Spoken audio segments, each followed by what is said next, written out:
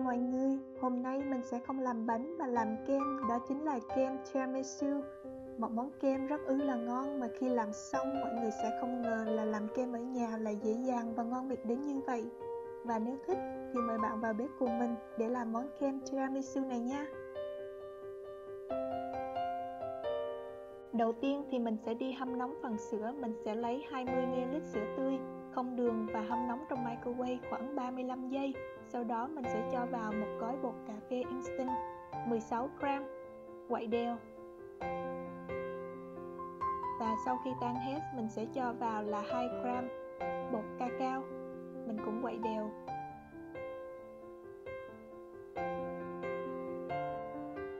Sau đó mình sẽ cho vào là 10ml rượu rum hoặc là rượu brandy.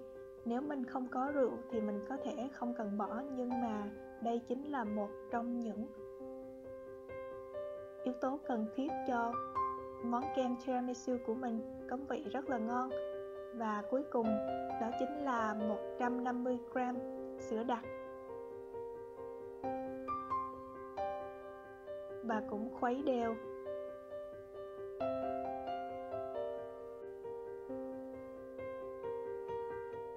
Và bây giờ mình sẽ chuẩn bị phần kem sữa.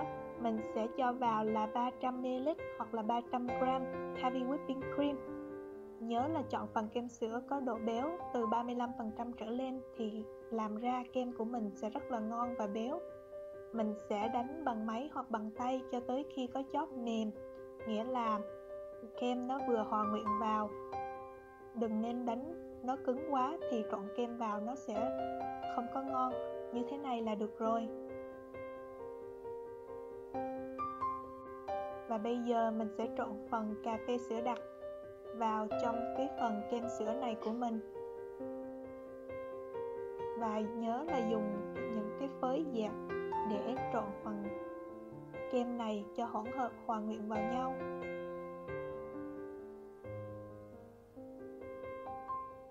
Và sau đó mình sẽ đổ vào cái khuôn mà mình muốn. Nếu bạn thích thì mình có thể xài những cái ly nhỏ đổ kem vào, thì sau khi đông xong mình sẽ lấy ra ăn thôi, không cần phải múc vào ly nữa.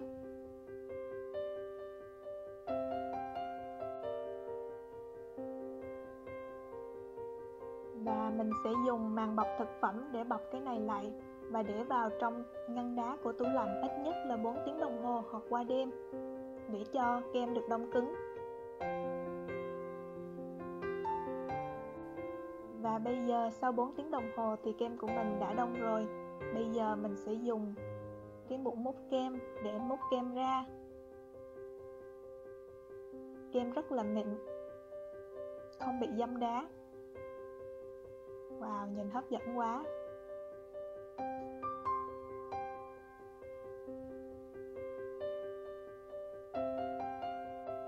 Ta-da, ly kem của mình đã xong rồi.